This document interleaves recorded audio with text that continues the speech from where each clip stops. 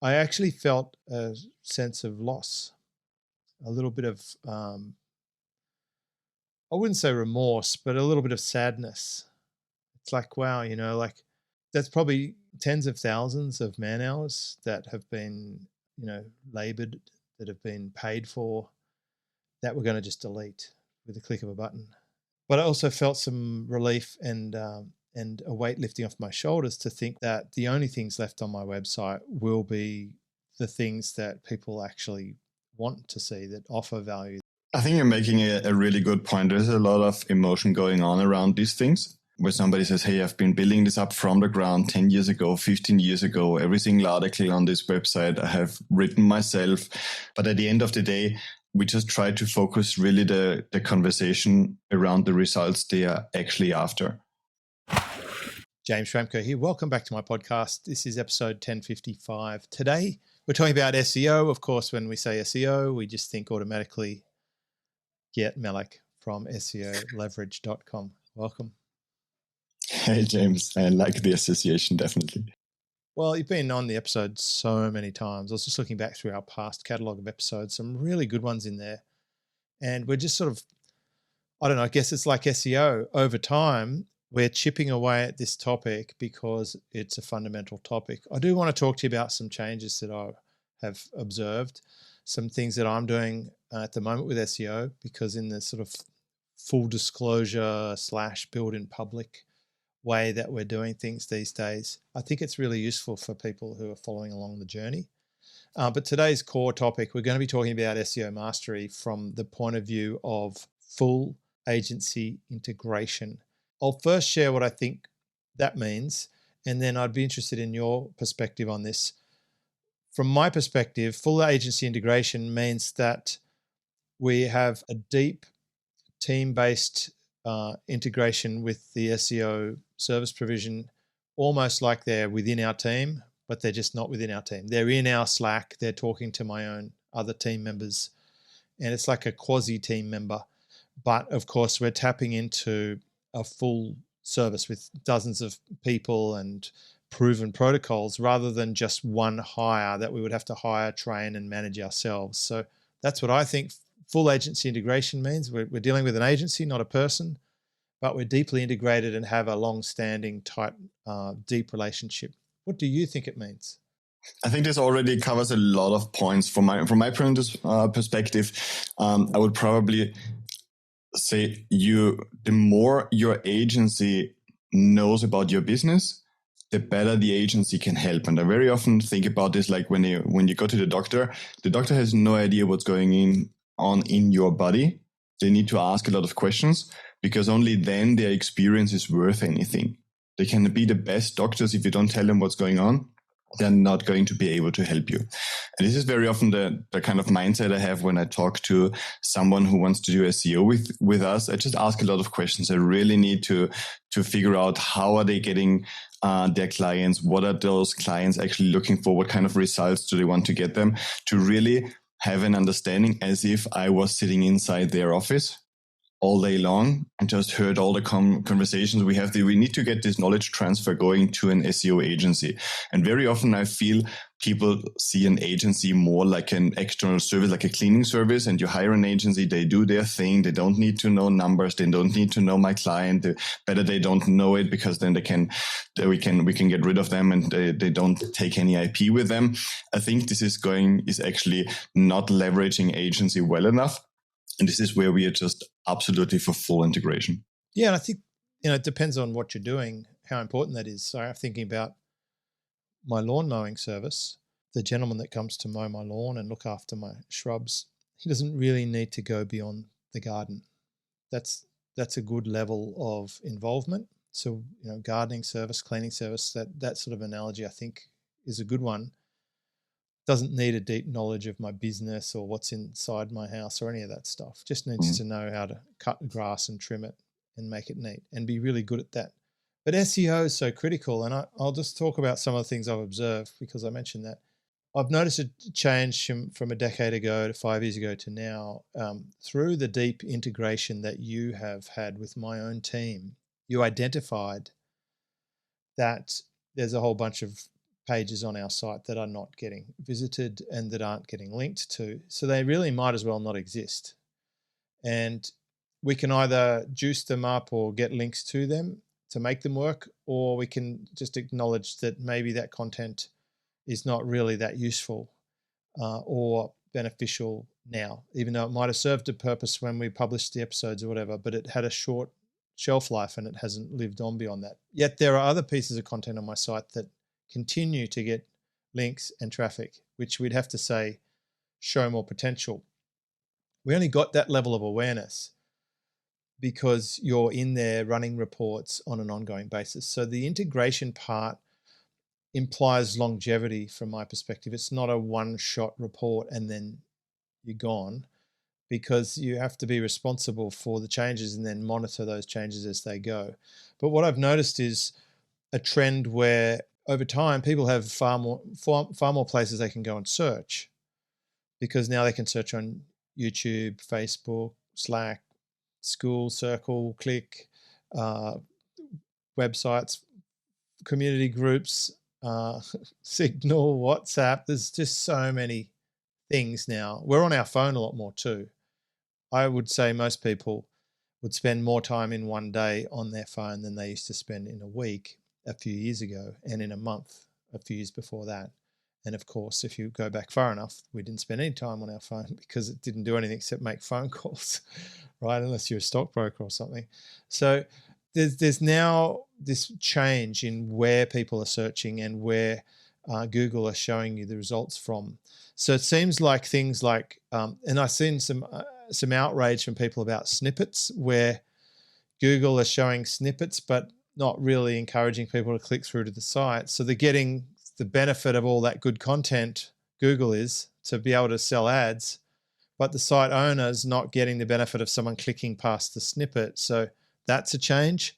The other change is Google seem to be promoting YouTube videos a lot more in the search results. So I've noticed that I can rank pretty quickly for a term on YouTube in the first page of Google as quickly as I might have put it on my site in the old days.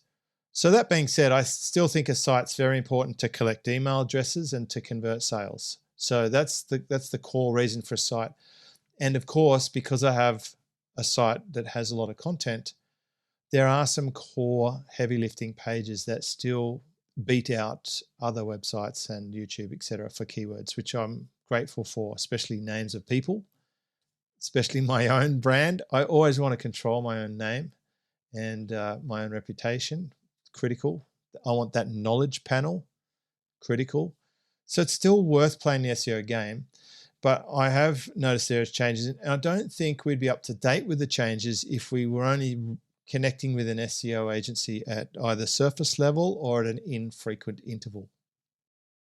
It's definitely harder this way, because we have some clients that just get an audit from us every year to see how they're doing, and then they take our suggestions and implement with their team, and that's fine, and they're getting results. But it obviously doesn't allow for such a strong integration, such a good idea where the business is going, where they want to actually go. And you're absolutely right. SEO is changing, search is changing, user behavior is changing, and I'm really looking forward to seeing what the next year is going to show us in terms of where people actually discover a brand. Branding in general has definitely gotten more important in terms of search. Branded search is actually a big part of it for multiple reasons, because first of all, those platforms might rank you based on what they know about you from your content on your website. So the way I like to think about it is your website, with all the content you have on your site, actually communicates to engines what you're all about. And they're going to try to back this up with whatever other websites say about you. Is this actually correct? Are you really a business mentor? Everybody says James Schramko is a business mentor, so it's probably true. So when there's something about business coming out there, it might make sense to rank James Schramko on YouTube, on other platforms, wherever it is, just because the branding information is consistent.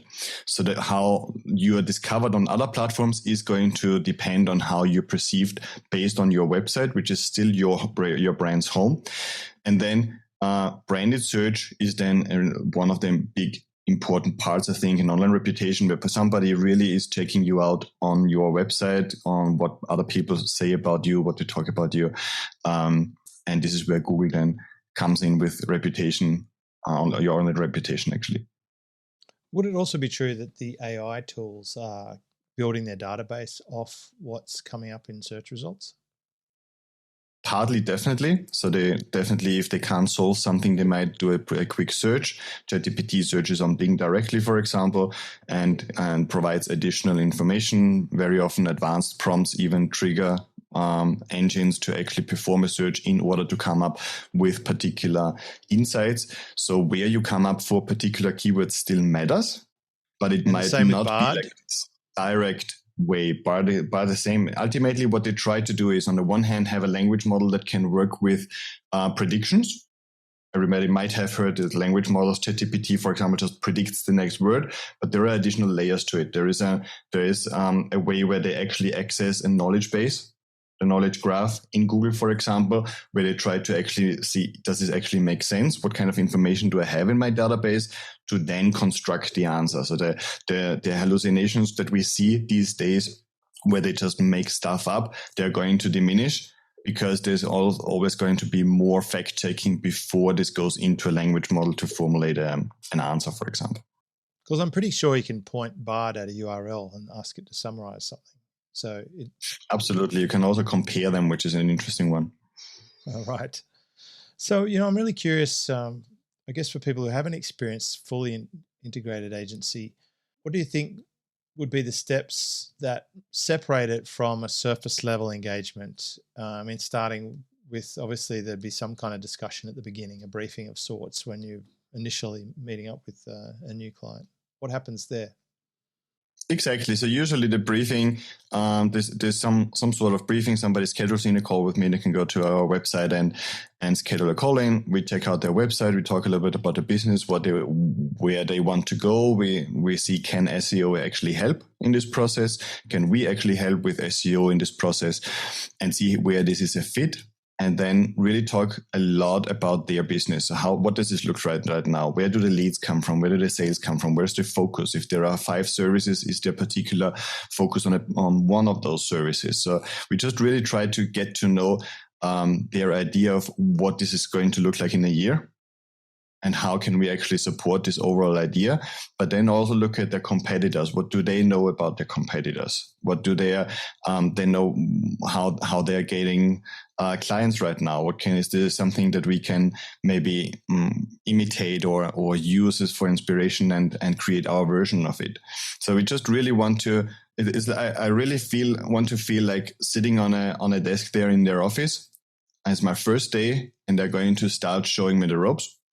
Because then I'm going to summarize this for my team to make sure that everybody working on this project has the same level of knowledge about the business, which ultimately affects what I call micro decisions. Because when you work with an agency, the agency is going to make a lot of micro decisions, very, very small decisions that impact the ultimate outcome. If I have a research keywords on how your audience might be researching, the ones I eliminate before I show you a list are going to depend on my understanding of your business and your goals. If I have no understanding about your business, I might give you 5,000 keywords and now let's select a few. But if I really understand your business, I might give you 20, because I know where you want to go, and I can actually pre-select the right ones for you. So you can actually then confirm them or edit them or whatever, give some feedback.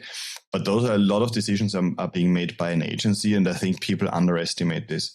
So when people just hire an SEO agency and expect them to do their thing, they're probably only getting 10% of what the performance could actually be. I kind of chuckle when you mentioned you pretending you sit down at the desk and you get shown the ropes. Certainly in my career, some of the ropes that I was shown were not very useful or substantial. There was some classic situations. The BMW place, when I got my job there, it was basically, that's your desk over there. That was it. Then everyone went home. What do I do now? I went to the keyboard. There was only one key left. I went out. It was in the pitch black, dark. The car had no fuel. I didn't know how to turn the lights on. It was like nothing. the funniest one was General Motors Finance, where they gave me a cassette player and cassettes, and I had to listen to all the cassettes on my first week, I think, in the lunchroom. And it was all in an American accent. And it was pretty out of date. It was probably decades out of date. I mean, this was in the 90s, and these cassettes were from the 60s or 70s.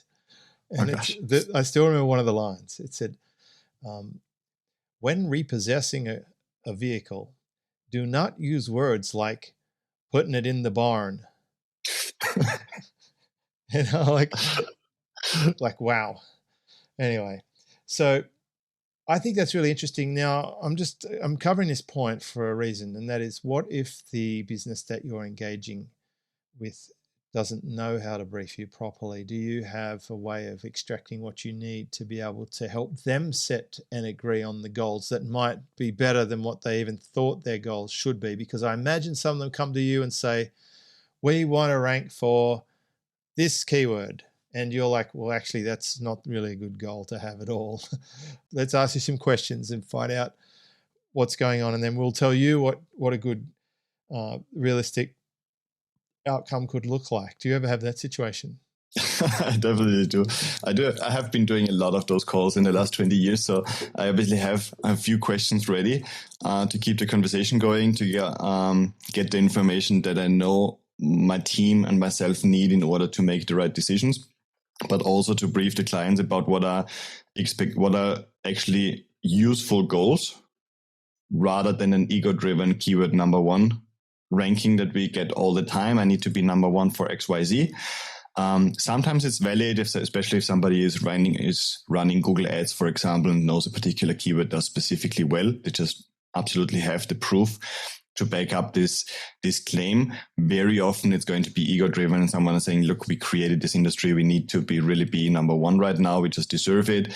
And whenever you think you're entitled to something, in SEO, probably also in life, it's a moment to reconsider. We definitely have a conversation, and okay, so why might this be the right keyword? What about other keywords that might be 500 other keywords related to this topic that could be even converting better, because this head keyword very often is too broad and brings in a lot of people that don't even know what it is and just type this into Google.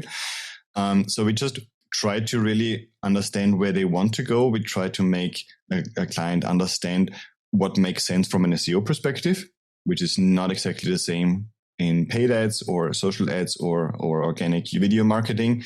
And then, so okay, let's say, okay, what can a roadmap actually look like in the next months? Because SEO is a long game.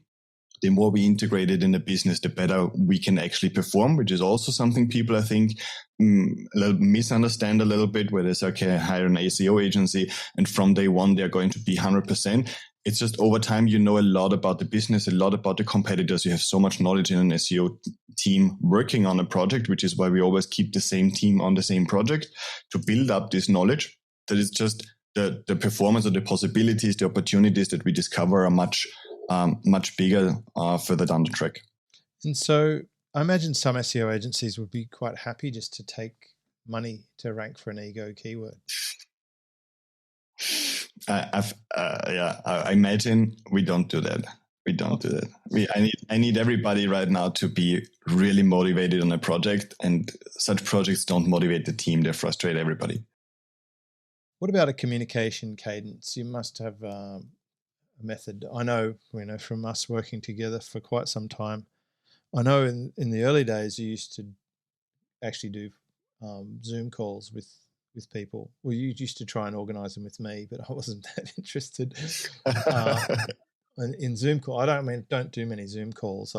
I do a few Zoom calls every week for my mentor members, which I love, but that's about it, aside from a podcast recording.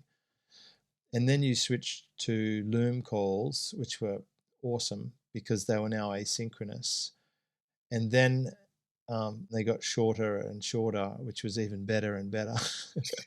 Right. So, and also I noticed updates in Slack. There are updates in Slack and in your app for the team to look at. I don't know if I've missed anything there, but is that kind of how it works in terms of the communication, and how often are you speaking to people, and what else do you do?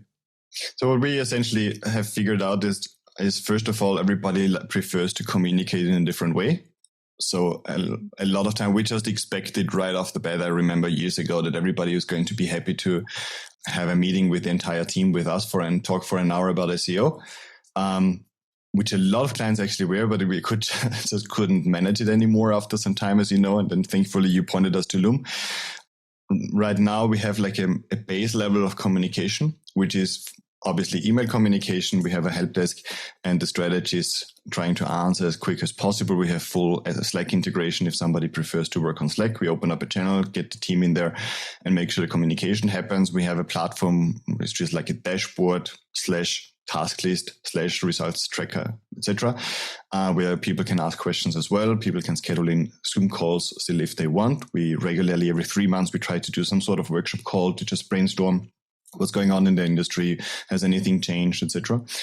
And yeah, definitely most clients appreciate asynchronous communication, and they might send a Loom video and we send one back, or they say, give me some more context, we send them a Loom video. It's just mostly the preferred communication. But ultimately, the important point here is there needs to be one person at least on the team that can talk to us. We have had projects where people really thought this is 100% hands-off, and it never is. If you want consistent results, an SEO agency is never going to be 100% hands-off. They are going to need input initially, but also feedback on a regular basis. So if the communication stops, we stop as well. We just pause the subscription, say, hey, we need to talk. If we can't talk, we can't work. So this is one of the aspects. And, so you need a point person. Absolutely, a point person that with industry experience, we usually call this. A point person with industry experience, not a VA who also doesn't know your business. It must be someone in your business or the business owner who can actually be approached for information at least. And often the founders are just busy doing whatever they do, right? They're not going to be accessible. Exactly, but a lot of clients have really brilliant VAs, for example, who have been with the company for years, who can make decisions, who are empowered enough to work with us and approve content or edit, suggest edits or revise some research we send through. It's just important to understand that an SEO agency is going to require a little bit of overhead in order to work with this agency.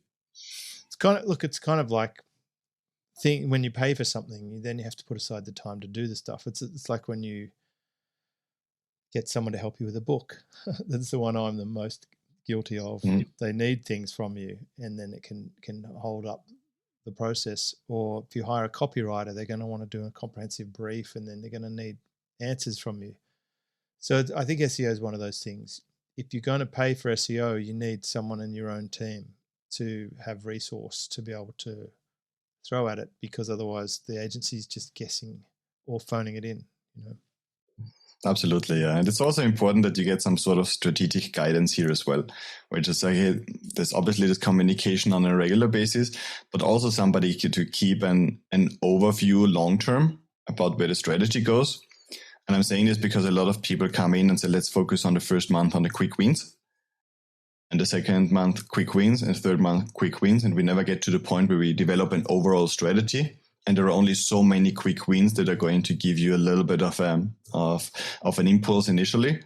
But then you really need to lean back and say, okay, where do I want this to be in 12 months?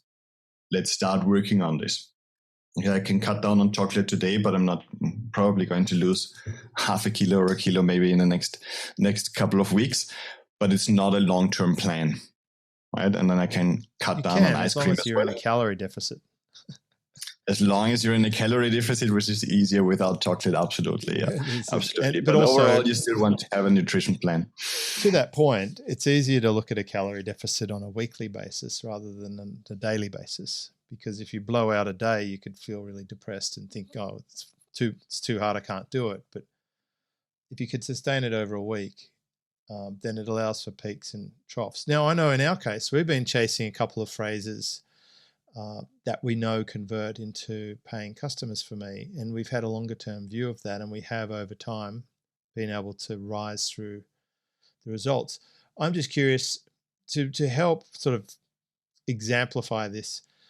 How much difference would it make for a business to achieve a long-term objective in terms of the result they might experience? I think the result has absolutely nothing to do with a quick win. You might be tasting at the beginning. And the reason I'm bringing this up is a strategic goal is that you're dominating, for example, a topic on Google, where I say whenever somebody looks into revenue share, Tim Schramko comes up. Could be a long-term goal. Whereas ranking number 6 rather than number 8 for revenue share deals or something like this is a short-term goal. Might be different again tomorrow when Google shifts. So we are looking into having your brand show up on all kinds of queries, maybe 5,000 keywords on page 1 whenever somebody searches this topic, versus one keyword where then the business owner feels good for a few days until they drop it then and again, and now they feel bad again, right? So you just, I think a strategic goal needs to be to increase leads and sales from the organic channel over a longer period of time. And it's much more likely to get there with a broader approach than only focusing on a single keyword. I think I know what you mean there, like in terms of that revenue share topic. I had someone recently, a pretty heavy hitter. He's doing $1.5 million, $2 million a year. And he got in touch with me. He said, I'm searching revenue share deals and your name just keeps coming up. Mm-hmm. And so wherever he's searching, it's coming up. And I'm pretty sure Google would be one of the searches that people would still look for. And it's going to come up. And that's sort of testament. And he paid me too. He said, I want to buy you time to ask you some questions. And then I had the same thing happen a week later from another multimillionaire guru type expert. They wanted to understand revenue share deals. So I have got a good position on that because we've made that a focus over time. Because one of the 2 or 3 things that I'm well known for, the other one being membership models.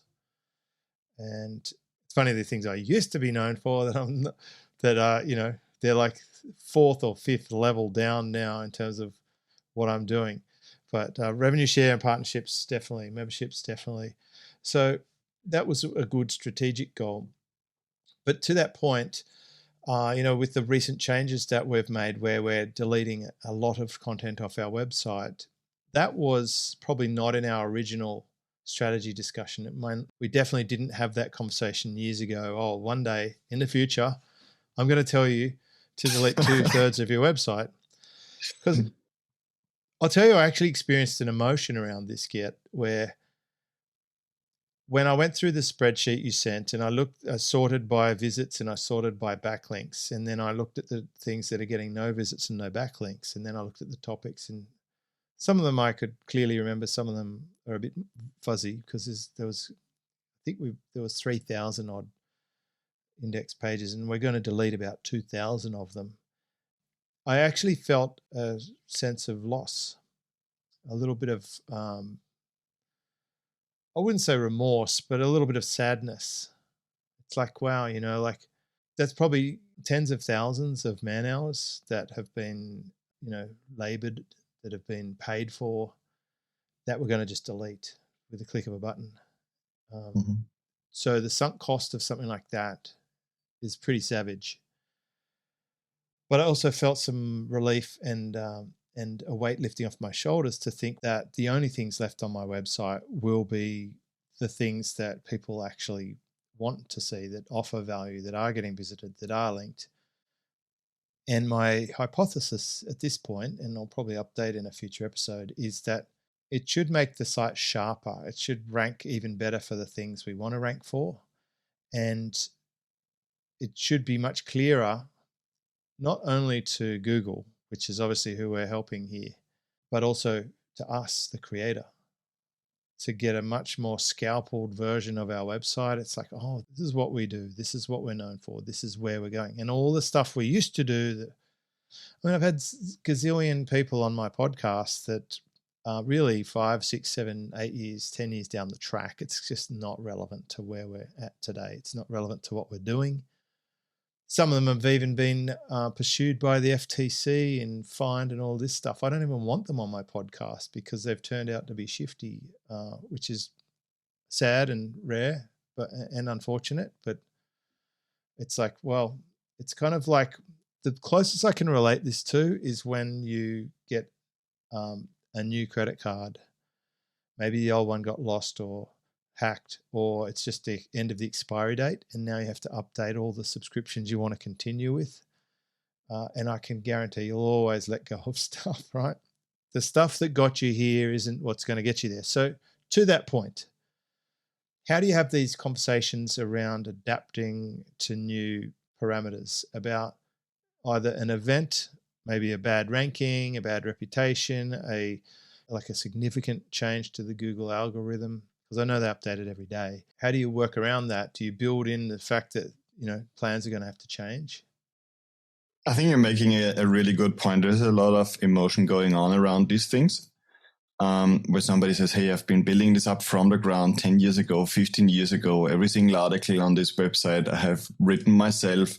We had a client who had 1,500 articles, and we started pruning stuff and recommending to merge articles and actually get rid of hundreds of his personal hours he invested.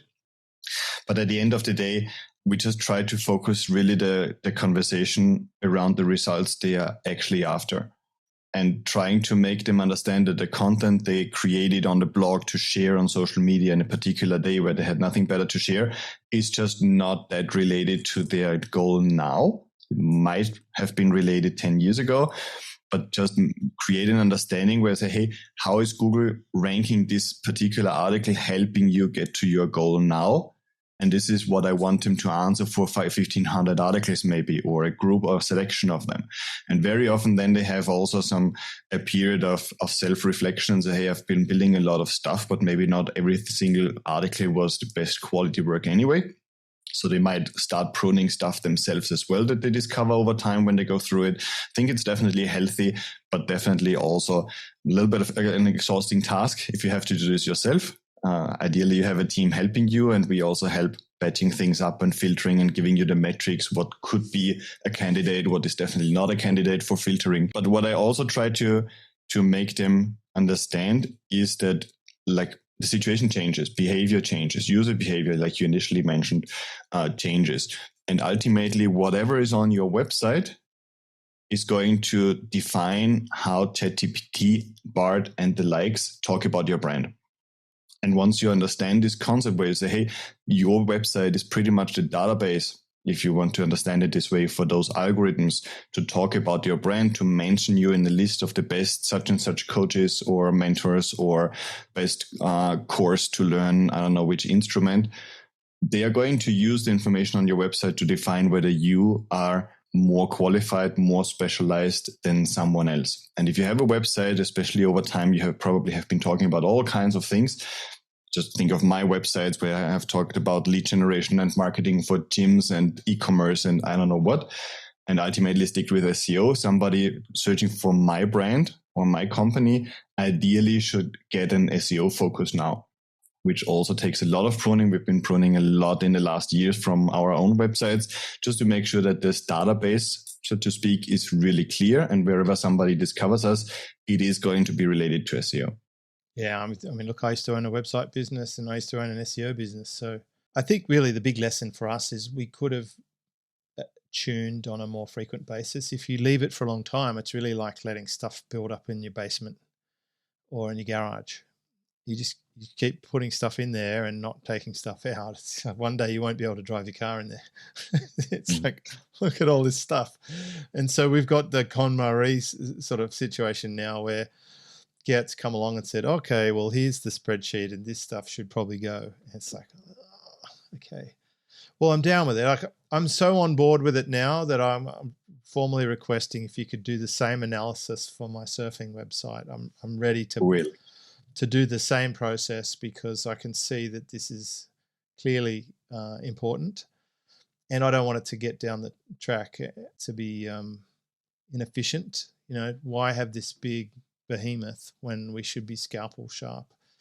So on that sort of, I don't know if there's any other points on that. I know we've sort of been covering the technical side of it, but clearly to have a technical opinion, you need to be technically up to date with what's going on in the market, and your agency, whoever that is, has to have a finger on the pulse. Would you say you have a finger on the pulse, Gert? I would think so. We definitely spend a huge bunch of the time every week in SEO and trying to figure things out, testing things, having websites where we test stuff. How can we rank it? How we can we improve it? How can we convince Google or double check what Google might be saying out there if this is really true? These kinds of things. And you just want to also take a step back from SEO and look at the overall marketing picture and say, okay, where is SEO fitting into this? Where is SEO fitting into what's happening next year? And what's going to happen next year, look at different analysis and your own user behavior. How has it changed since ChatGPT came up?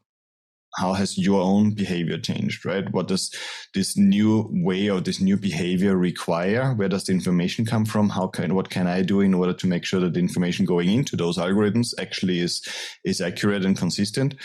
So you just need somebody, I think, that you trust, that just is in there, but really fully integrated in your team and looks at stuff that's happening through your lens. So the ideal scenario is it's like an SEO agency could be pretty much like putting on some glasses with your experience, but through an SEO lens, you look at what's happening and say, how can I fine tune what I'm doing in order to be prepared for what's coming next? Cool. Well, how do we get in touch if we're interested in getting some help with SEO? Just head over to SEOLeverage.com. We clearly describe how the process works, and whoever resonates with this or wants to have a conversation, we can just hop on a call and check out what we can do. Thank you very much, Gert. So in summary, if you're going to do SEO, think about going with a deeper integration rather than surface level. Make sure in the briefing phase that your agency really understands what you're actually doing and what's working and what you're trying to get. Also be open to them having better ideas on what you should be aiming for if you're not aware of it, because they would be working with lots of other people and seeing what benchmarks are available. You should be comfortable asking an agency, what do they think is possible? What have they seen that works? Set and agree on goals and strategies. Be prepared to adjust your strategy.